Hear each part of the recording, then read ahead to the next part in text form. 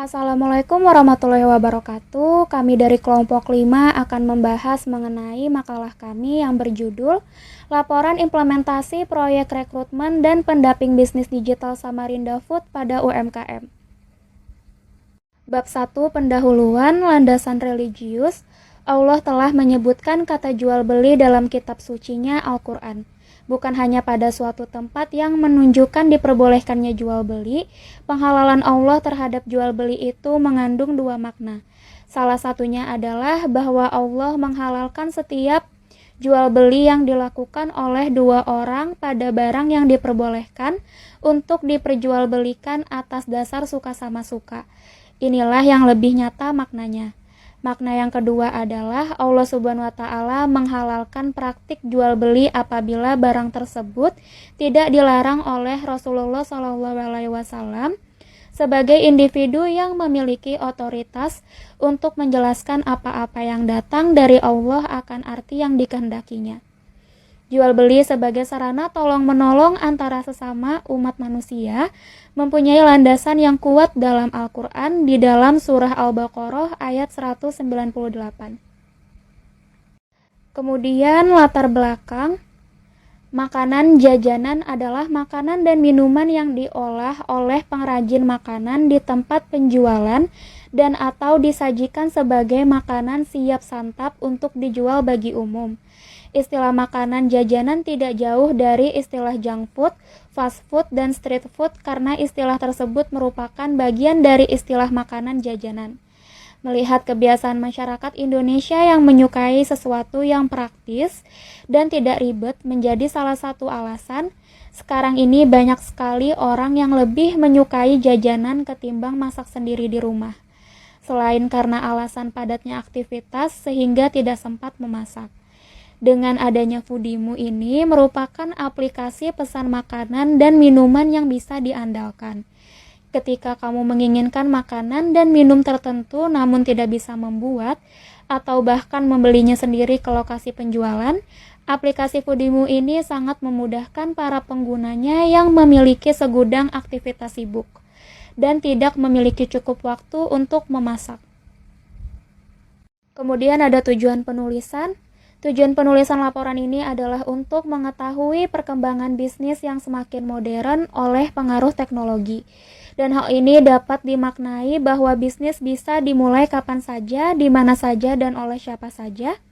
Dengan berbagai teknologi sekarang ini, contohnya seperti smartphone, seseorang bisa memulai berwirausaha melalui media sosial yang juga banyak digunakan oleh masyarakat sekarang ini. Lalu manfaat penulisan. Yang pertama, manfaat bagi penulis untuk mengetahui bagaimana cara memulai sebuah bisnis makanan dan untuk mengetahui apa saja hal yang harus diperhitungkan dalam memulai sebuah bisnis makanan dengan menggunakan sistem online. Yang kedua, yaitu manfaat bagi pembaca sebagai perencanaan atau persiapan dalam mendirikan usaha bidang kuliner dengan menggunakan sistem online atau sebagai sarana perbandingan untuk mendirikan sebuah usaha yang akan didirikan. Yang ketiga yaitu manfaat bagi universitas, yaitu sebagai suatu bahan untuk menambah informasi serta meningkatkan pengetahuan para mahasiswa berkaitan dengan hal mendirikan usaha. Sekian, terima kasih. Assalamualaikum warahmatullahi wabarakatuh. Perkenalkan, nama saya Mariana. Saya kelompok 5, bab 2, tinjauan teori yaitu pertama, teori konsep e-bisnis secara umum. Definisi dari e-bisnis adalah kegiatan bisnis dengan melibatkan sistem informasi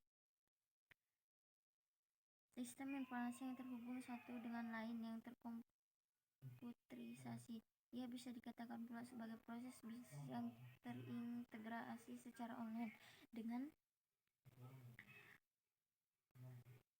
Dengan begitu, semua transaksi pemasaran hingga perdagangan barang dilakukan dengan meminimalisirkan kontak secara langsung dari pihak yang terlibat. Secara umum, definisi dari e-bisnis adalah kegiatan dari bisnis dengan melibatkan sistem informasi yang terhubung satu dengan lain dan terkompensation Ia bisa dikatakan pula sebagai proses bisnis yang terintegrasi secara online. Dengan begitu, semua transaksi pemasaran hingga perdagangan barang dilakukan dengan minimalisir kontak secara langsung dari pihak yang terlibat. 2. Segmentasi konsumen. Segmentasi konsumen adalah sebuah strategi untuk menarik lebih banyak pelanggan dengan cara mengelompokkan mereka dalam beberapa kelompok yang berbeda. Kelompok-kelompok ini biasanya dikumpulkan berdasarkan sifat-sifat pelanggan. Misalnya, kebutuhan dan perilaku konsumen mereka. Di samping itu, segmentasi pelanggan juga dapat dilakukan dengan mengelompokkan mereka sesuai demografi, usia, jenis kelamin, hingga profesi. 3. Value proposisi. Value proposisi adalah elemen yang paling perlu diperhatikan oleh setiap perusahaan jika ingin produk atau layanannya dipilih oleh pelanggan. Lewat value proposition akan lebih mudah menunjukkan pada calon pelanggan soal kelebihan dari produk. Selain itu, alasan yang membentuk produk ini lebih baik dari pesaing juga akan ditonjolkan lewat hal yang satu ini. Sederhananya, value proposition adalah penjelasan mengenai mengapa pelanggan harus memilih menggunakan produk atau layanan yang kita tawarkan. Value proposition adalah suatu nilai yang ditinjau perusahaan untuk diberikan kepada pelanggan jika mereka membeli produknya. 4. Channel. Channel adalah cara media antar muka perusahaan dengan pelanggan. Channel merupakan perantara di masa pelanggan atau calon mengenal metode yang mengevaluasi value proposition dari layanan. Assalamualaikum warahmatullahi wabarakatuh. Di sini saya akan menjelaskan menu merchant. Merchant adalah individu atau kelompok sebagai pedagang penjual makanan dan minuman yang memiliki toko fisik maupun toko online. Dan di merchant ini, pembayarannya bekerja sama dengan bank dalam menyediakan layanan pembayaran menggunakan iMoney bank yang tersangkut. Promosi penjualan adalah sebuah usaha untuk menyebarluaskan atau menawarkan sebuah produk atau jasa dengan tujuan menarik para calon konsumen untuk pembelinya. Sebuah bisnis usaha atau sebuah distributor akan mendapatkan angka penjualan dengan adanya sebuah promosi tepat yang dijalankan dengan baik dan benar. Adapun beberapa tujuan dari penjualan antara lain untuk menyebarluaskan informasi sebuah produk kepada calon konsumen yang dianggap potensial, untuk memperoleh konsumen baru dan menjaga loyalitas konsumen, untuk menaikkan omset penjualan dan juga keuntungan atau laba, untuk memberitahukan keunggulan suatu produk dibandingkan produk kompetitor, untuk membangun citra atau branding di mata konsumen sesuai pada apa yang diinginkan, dan yang terakhir untuk mengubah tingkah laku dan juga pendapat konsumen terhadap suatu produk. Food sanitation, food safety atau keamanan pangan merupakan tindakan pencegahan makan atau minuman dari risiko pencemaran zat-zat kimia, biologi, atau lainnya yang mengancam kesehatan jika dikonsumsi.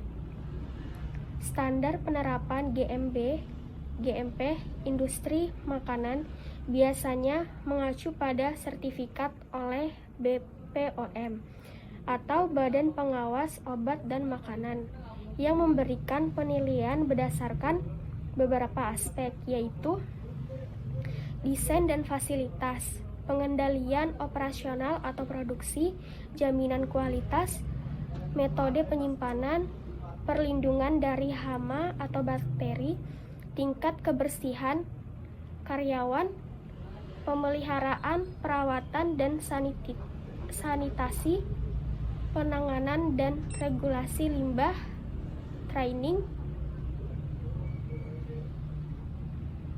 Yang terakhir, halal.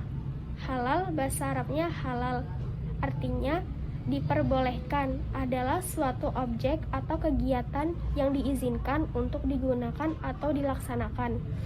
Dalam agama Islam, istilah ini dalam kosakata sehari-hari lebih sering digunakan untuk menunjukkan makanan dan minuman yang diizinkan untuk dikonsumsi menurut Islam.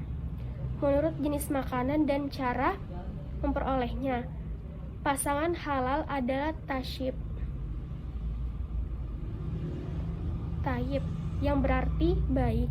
Suatu makanan dan minuman tidak hanya halal tetapi harus tayyib. Apakah layak dikonsumsi atau tidak, atau bermanfaatkah bagi kesehatan? Lawan halal adalah haram. Sekian, terima kasih.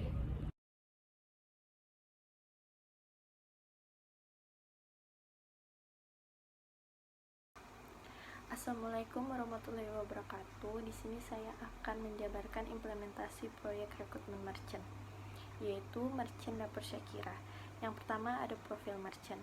Jadi Dapur Syakira ini berdiri sejak bulan November tahun 2018 dan nama merchant ini diambil dari nama anak sulung pemilik usaha tersebut.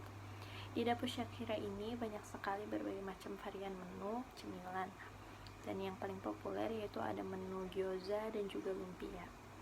Dapur Syakira ini jam operasionalnya dari jam 11 sampai jam 18, dan di hari Minggu Dapur Syakira ini tutup atau close order. Dan Dapur Syakira ini terletak di Jalan PM Nur, Perumahan Pondok Surya Indah, Blok CJ nomor 14. Yang kedua ada segmentasi konsumen. Menurut hasil penelitian kami, segmentasi konsumen dari Dapur Syakira adalah segala usia, mulai dari anak-anak, remaja hingga orang tua dapat menikmati menu yang ditawarkan oleh Dapur Syakira. Yang ketiga ada value proposition. Dapur Syakira menjadi pilihan konsumen selain karena rasanya yang enak dan harganya yang terjangkau.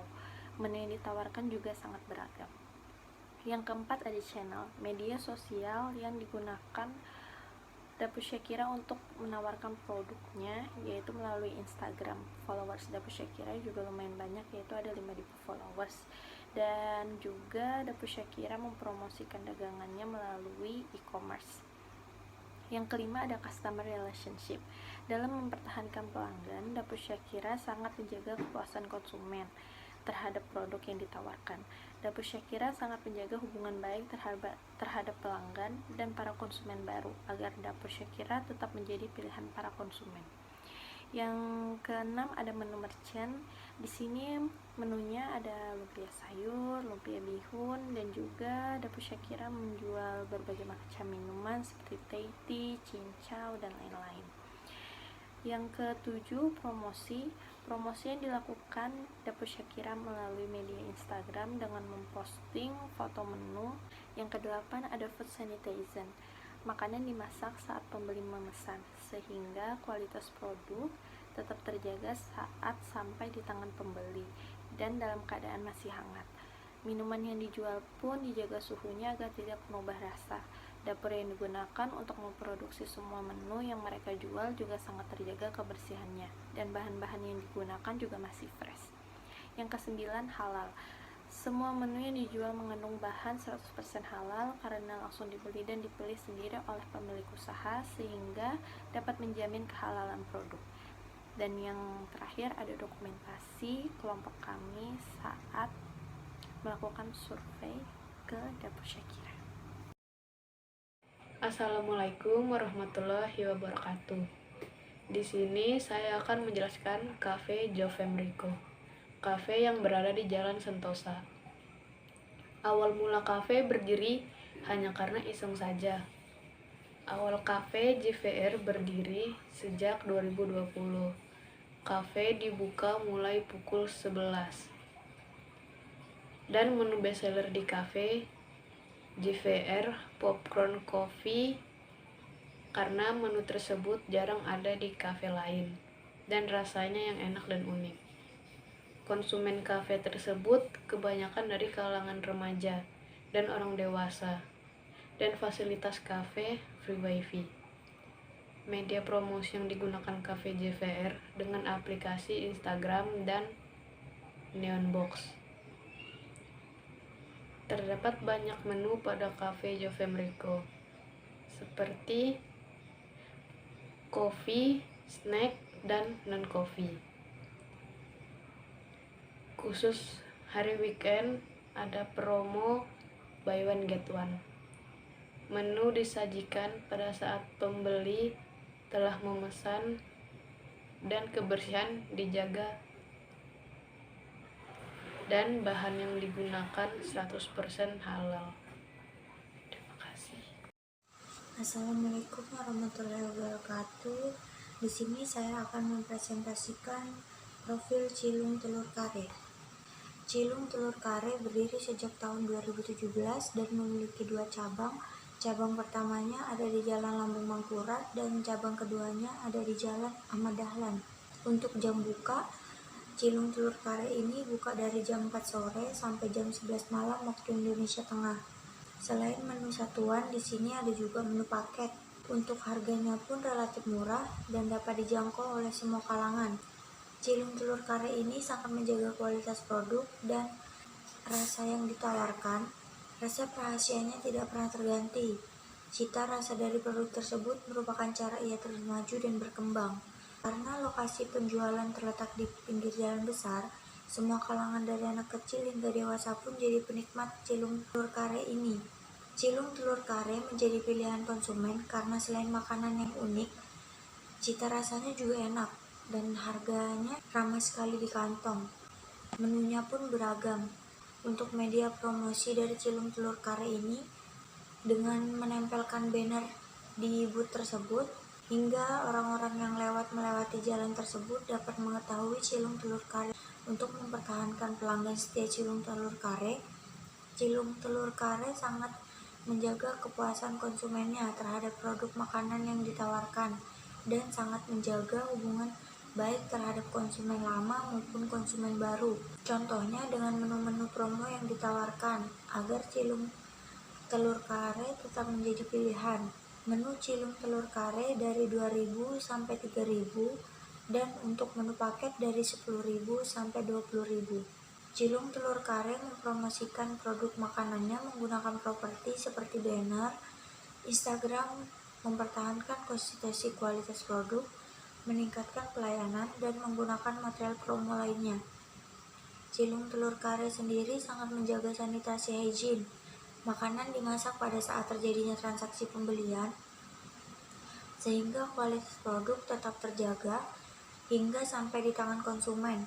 Alat masak yang digunakan pun sangat terjaga kebersihannya. Kemasan selalu baru dan bahan-bahan yang digunakan juga selalu fresh. Bahan yang digunakan dalam proses produksi yang terdiri dari bahan baku, bahan olahan lainnya, terjamin kehalalannya karena pemilihan bahan sendiri dibeli langsung oleh owner Cilung Telur Kare tersebut. Sekian presentasi dari saya. Terima kasih. Assalamualaikum warahmatullahi wabarakatuh. Di sini saya akan sedikit memberikan kesimpulan dan saran. Kesimpulannya, makanan dan minuman merupakan kebutuhan manusia dalam membentuk energi dalam tubuh. Tanpa dua hal itu, manusia tidak akan bisa tumbuh dengan baik. Hal inilah yang menyebabkan makanan dan minuman merupakan salah satu bidang usaha yang sangat diminati oleh masyarakat. Dengan adanya aplikasi Fodimu yang dapat membantu penjual untuk menjual barang dagangannya secara online, selain itu, aplikasi Fodimu juga dapat membantu pembeli untuk memilih makanan dan minuman yang mereka inginkan secara online, baik dimanapun mereka berada dan kapanpun. Sarannya, aplikasi Fodimu ini perlu dikembangkan lagi dikarenakan masih banyak masyarakat umum yang belum mengetahui aplikasi Fodimu dengan cara bisa mempromosikannya melalui Instagram, Facebook, dan sosmed lainnya. Aplikasi Fodimu ini merupakan aplikasi yang masih tergolong baru yang dikeluarkan oleh Universitas Muhammadiyah Kalimantan Timur. Untuk pedagang, sebaiknya memiliki sertifikat halal agar bisa dipastikan aman untuk dikonsumsi. Bisa dengan cara menempelkan logo halal ke produknya, atau bisa juga menempelkannya di lokasi penjualan makanan dan minuman tersebut. Segitu saja yang bisa saya sampaikan dan teman-teman saya sampaikan di video sebelumnya. Kurang lebihnya saya mohon maaf jika ada kata-kata yang kurang berkenan. Sebagai penutup, sebelum saya mengakhiri video presentasi ini, izinkan saya menyampaikan satu pantun. Nasi goreng rasanya gurih, dimakan di Kota Batu. Kami ucapkan terima kasih atas kasih dan perhatianmu. Wassalamualaikum warahmatullahi wabarakatuh.